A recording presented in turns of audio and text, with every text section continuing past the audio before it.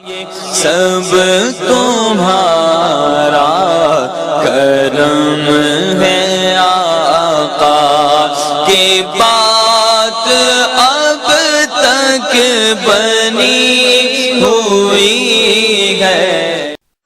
اعوذ باللہ من الشیطان الرجیم، بسم اللہ الرحمن الرحیم۔ السلام علیکم ورحمۃ اللہ وبرکاتہ۔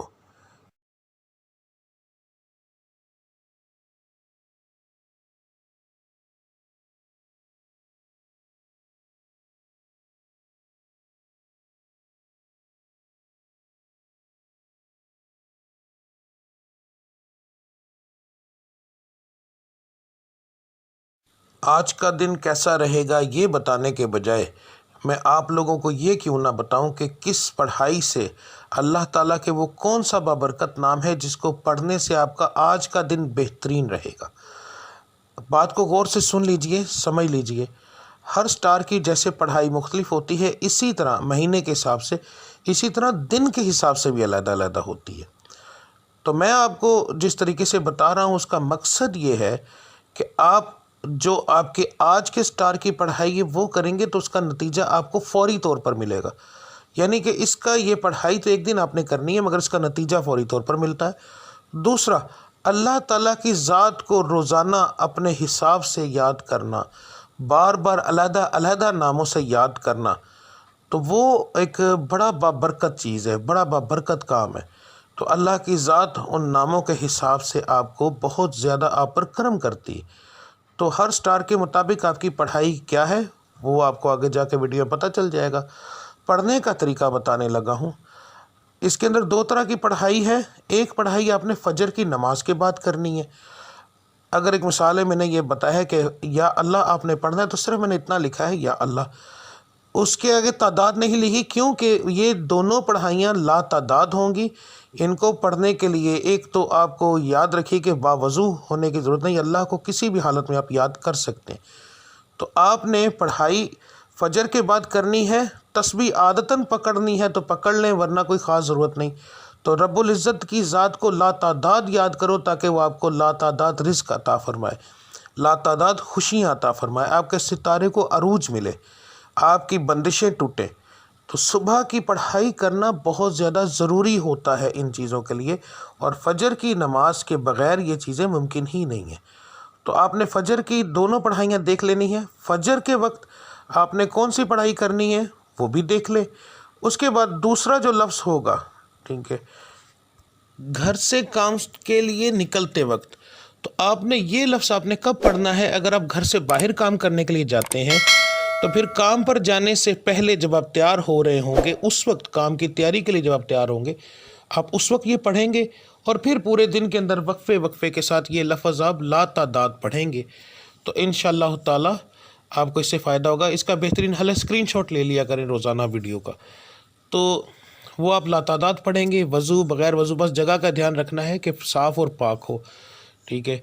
تو اس کے بعد جو لوگ گھر کے اندر بیٹھ کر کام کرتے ہیں ان کے لیے کوئی پابندی نہیں ہے، وہ اس وقت سے ہی پڑھنا شروع کر دیں گے نماز سے فارغ ہونے کے بعد، چاہے وہ رات کو کام کرتے ہیں جیسے آن لائن کا کام کرنے والے، کوئی ایسا کام کرتے ہیں جو گھر کے اندر فیکٹری ہے کوئی ایسا، تو انہوں نے گھر سے باہر نہیں جانا، تو اس لیے وہ لوگ جو ہیں وہ پڑھائی شروع کریں گے فجر کے بعد۔